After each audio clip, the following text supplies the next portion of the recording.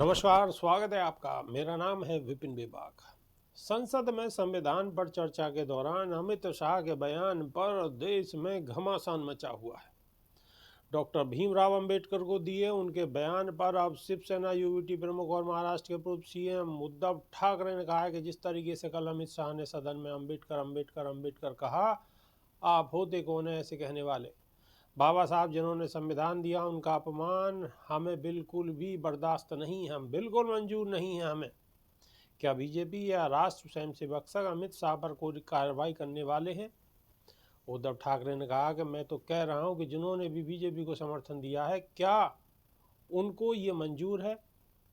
जो भी उन्होंने गुस्ताखी की है, मुझे तो नहीं लगता कि उनको ऊपर से कहा गया होगा। मैं कौन होता हूं प्रधानमंत्री से कोई मांग करने वाला? क्या हुआ, उन पर कार्रवाई करने वाले हैं या खुद प्रधानमंत्री जी ने कहा था अमित शाह को ऐसा करने के लिए, यानी कहने के लिए? उन्हें स्पष्ट करना चाहिए, प्रधानमंत्री को बताना चाहिए। और बाबा साहब डॉक्टर भीमराव का अपमान हम बिल्कुल भी बर्दाश्त नहीं करेंगे। क्या अमित शाह का ये मत है या पूरे परिवार का मत है? मुंह में राम बगल में छुरी, यही तो बीजेपी का हिंदुत्व है। मैं तो कहता हूं कि महाराष्ट्र में इनको लगता है कि कोई रहा नहीं, कुछ भी तोड़ो फोड़ो गुजरात लेकर चले जाओ। वन नेशन वन इलेक्शन छोड़ो, पहले बाबा साहब जी यानी अंबेडकर जी का अपमान पर बात करो। अमित शाह ने विरोधियों पर हमला करते हुए मंगलवार 17 दिसंबर को राज्यसभा में कहा था कि आजकल फैशन सा हो गया है, अंबेडकर अंबेडकर अंबेडकर कहते हैं।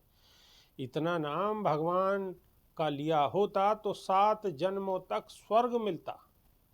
यानी अमित शाह ने लोकसभा में ये बात कह के देश की राजनीति में तूफान खड़ा कर दिया। पार्टियां अमित शाह के इस बयान को लेकर अमित शाह पर हमलावर है। हालांकि अमित शाह ने इसके बाद आगे कहा कि हमें तो आनंद है कि लोग अम्बेडकर का नाम लेते हैं, 100 बार ज़्यादा लो, लेकिन अम्बेडकर जी के प्रति आपका भाव क्या है ये मैं आपको बताता हूँ।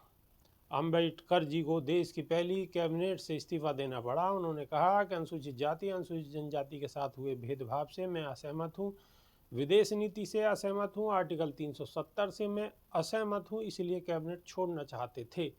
आश्वासन दिया गया लेकिन पूरा नहीं हुआ, इसीलिए उन्होंने इस्तीफा दिया। लेकिन अमित शाह कुछ भी कहते रहे, लेकिन इस टाइम देश की राजनीति में इस बयान को लेकर बवाल मचा हुआ है। अब देखने वाली बात होगी कि अमित शाह यानी गृह मंत्री माफ़ी मांगते हैं या नहीं। अभी के लिए सिर्फ इतना ही। नमस्कार।